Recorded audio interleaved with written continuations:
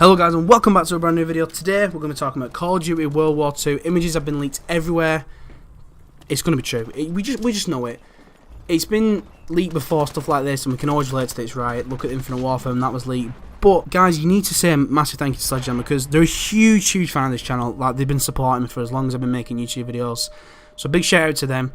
If this game turns out to be a massive success, which I hope it will because it's old school warfare, it can't not be, like everyone wants this, I'll buy Advanced Warfare and I'll buy a Sledgehammer t-shirt. I actually will, because I'll show the love. I will show the love because about time, because he made arguably one of the worst Call of Duties ever, then they go and make it. If it turns out to be everything it could be, one of the best Call of Duties in a long time, then you got to give respect to Sledgehammer for really pulling it out of their ass because they're fucked up when it comes to Advanced Warfare. As you can see on the screen, I'm playing Call of Duty 5. Why am I playing Call of Duty 5? Well, it's an old school game.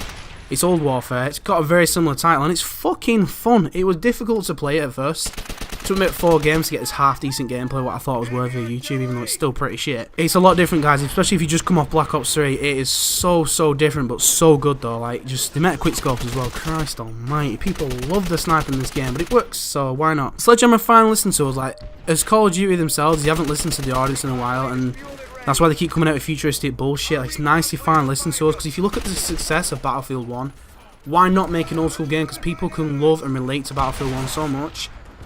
And I know it sounds silly, but I can't really put my finger on what it is. But when you grow up, like in school and stuff, you learn about the war, like World War I, World War II. You kind of hear about guns and you kind of relate to them when you see them in the game, like, oh, that MP5 looks sick, can't wait to use it. That kind of stuff. But the problem with futuristic Call of Duty, like obviously Advanced Warfare, Black Ops 3, and Infinite Warfare, is there's no bar. The developers have no limits to where they can go, and to be so creative, I find very dangerous in like making games and stuff like that. Because obviously there's some games that are like very far-fetched, like Halo and stuff, but that works because that's always been like that. Call of Duty hasn't always been this way. It's always been quite realistic and fun. I know they wanted to refresh it and stuff like that, but they went the wrong direction. People still would have played it. You get them few bullshit, them few knobheads who say, oh yeah, you might as well just release DLC because it's the same COD as last year. It's not, bro. We would have easily accepted very similar CODs year in, year out, because it's a staple game. It's like FIFA. Everyone will buy COD and FIFA like pretty much together. They come out very similar to September and November, so they come out similar times together. They're like the two staple games for Xbox and PlayStation, so I don't see why people ever thought that going futuristic was the right way to do, because it's not.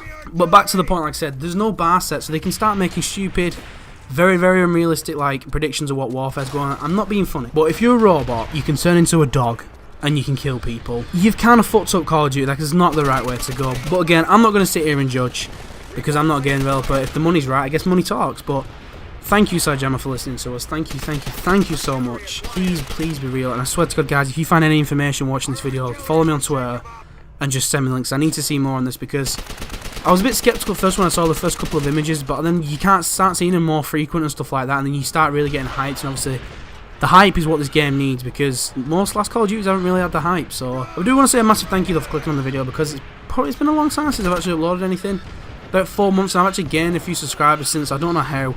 Thank you guys so much. But while I've got you here, I want to talk about this controller. If you haven't seen it, you can see it on the screen right now, the Recon Tech Special Edition. Guys, if I give you any advice, I don't really give a good advice because I don't listen to anyone else's advice. So, but Xbox went for a stage of releasing shit controller after shit controller after shit controller. You have the Dark Shadow, the blue one, the copper one. Yeah, they look nice, but they're not special editions as they called them.